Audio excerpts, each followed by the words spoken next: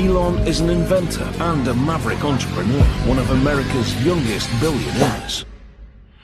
If you're starting a company, you need to work super hard.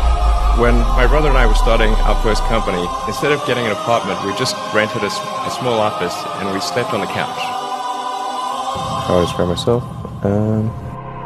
Genius, billionaire, playboy for life.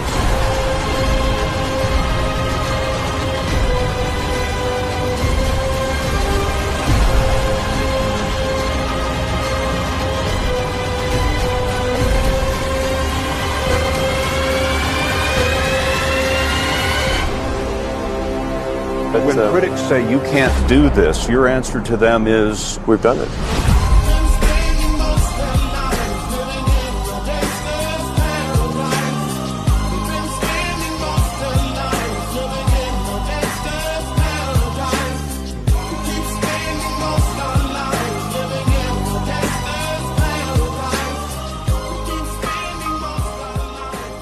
you say you didn't expect the company to be successful, then why try? If something's important enough, you should try, even if probable outcome is failure.